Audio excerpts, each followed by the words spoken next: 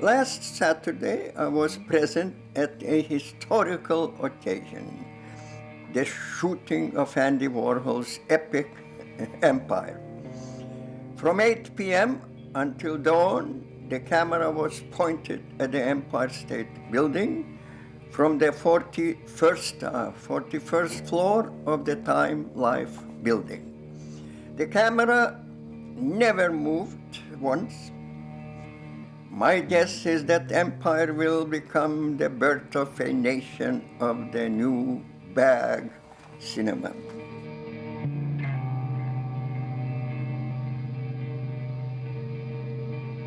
I met Andy at the Filmmakers Co-operative in my loft. So my loft became like a meeting ground of the filmmakers and expanded into all artists and friends from all of the arts. They were all connected. Filmmakers every evening used to bring their films, to show what they have done. And there were no chairs; they just sat on the floor. And that was Andy's film school. I did not recognize him until I met him outside at somebody's birthday party later. And they said, "You don't know Andy? He has been sitting there on the floor in your loft for months. You don't know him?" I said, "No, I don't know."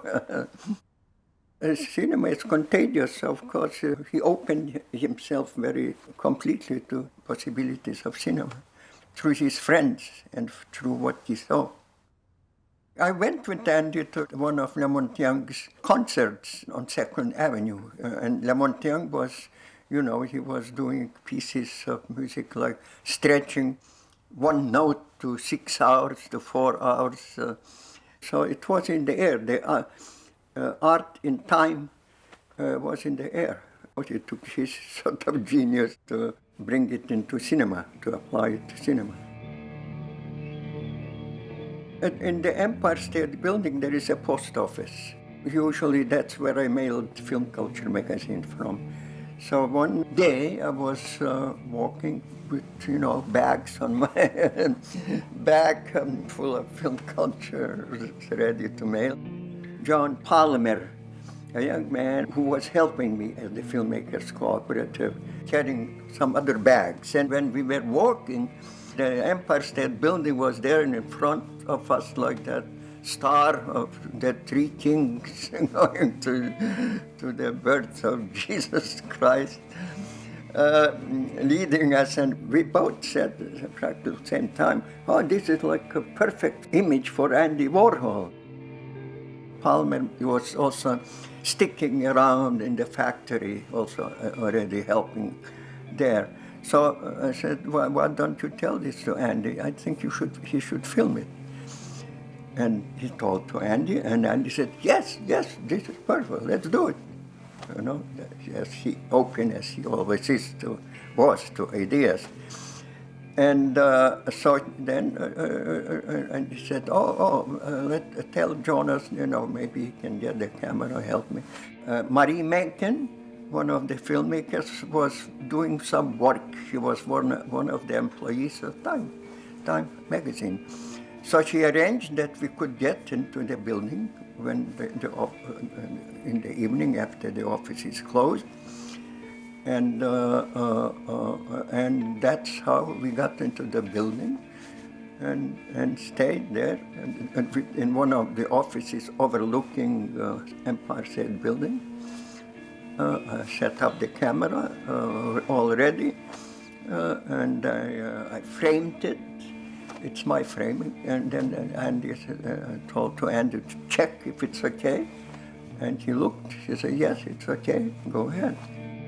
I was the only one who was working. They just sat and yapped. Gerard Melanga, my girlfriend Marie, and John Palmer, and one of Andy's friends, Henry Romney, who also I think had an office in the same building,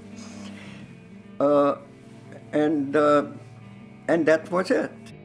We premiered it downtown City Hall Cinema, where the Pace University is now, to practically full theater, 400 or 500 people. But, okay, at the very end, maybe there were like 150 or so left. It's quite a number of people stayed to the end. They came with sandwiches, food, thermoses full of coffee, and some walked out and came back. It's very interesting how at the beginning, like, during the premiere, there were some noise, some shuffles, some remarks, and then, like, in some 30 minutes, everybody becomes like quiet slowly, and they relax and they give up, and they begin to submerge themselves into it involuntarily almost, and the reactions become like suddenly something happens on that screen in that building, and everybody, oh. And at some point the lights went on. Wow, that was a huge reaction. But it sort of, otherwise it becomes like a meditation. Those who give up and sort of just sit and watch. The following are excerpts from a conversation with the Warhol crew: Henry X, John Palmer, Marie Desert, and the poet Gerard Malanga. John: why is nothing happening? I don't understand. Henry: what would you like to happen? John: I don't know, Henry. Andy: now is the time to pan. John: definitely not. Andy: Henry, what is the meaning of action? Henry: action is the absence of inaction. Andy: let's say things intelligent. Gerard: listen, we don't want to deceive the public, dear. John: we are hitting a new milestone. Andy: Henry, say Nietzsche. Henry: another aphorism. Another aphorism?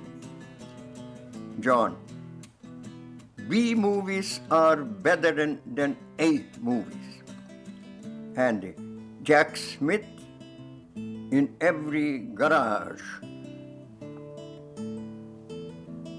Marie: someday we are all going to live underground and this movie will be a smash.